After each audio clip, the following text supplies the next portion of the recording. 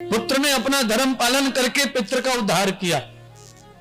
पुत्र ने अपना धर्म पूरा करके पुत्र के ऋण से उऋण हो गए, और जब ऋण पुत्र का चुका तो ब्रह्मा जी को सबसे अधिक आनंद आया। आप सबको बताना चाहता हूं, अगर आप माता पिता का, गुरुदेव का और भगवान का ऋण चुकाते हैं तो बनाने वाले परमात्मा को अति आनंद आता है अपने बालक को उऋण देख करके। तो महाराज इंद्रदेव चाहते हैं कि आप भी उऋण हो जाएं, आपके ऊपर भी ऋण ना हो किसी का, माँ का, पिता का, राष्ट्र का, भगवान का, गुरुदेव का। वैसे तो कठिन बात बताई है मैंने, ऋण चुकाना तो बहुत कठिन है माँ बाप का, हाँ? दुर्लभ है ऋण चुकाना। हम कभी माँ बाप का ऋण चुका सकते नहीं, उनके तो एहसान इतने हम गिना सकते नहीं। वो कहां भक्ति में शक्ति और वो कहां फल जाप का।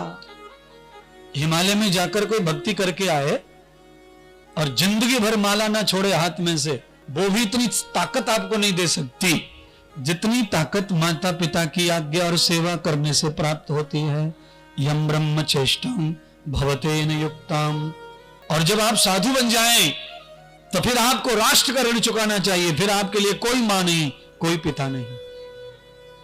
और जब आप भक्त बन जाएं तो भगवान का ऋण चुकाना चाहिए, फिर आपके लिए कोई राष्ट्र नहीं। देहताम कर्म भूषिताम।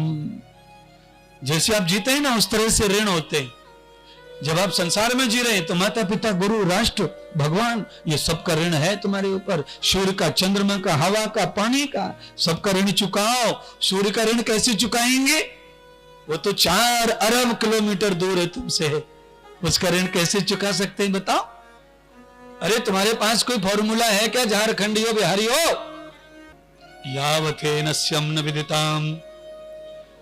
जल, सूर्य को जल चढ़ाने की कोई भूख नहीं है। सूर्य को जल अर्घ देना यह कोई आवश्यक कार्य नहीं है जीवन का, मनुष्य से जुड़ा हुआ नहीं है। अर्घ चढ़ाने का मतलब होता है, आयुर्वेद का यह सिद्धांत है। आयुर्वेद में उगते हुए सूर्य को जल चढ़ाने से आदमी की बुद्धि और आंखें हमेशा तंदुरुस्त रहती हैं।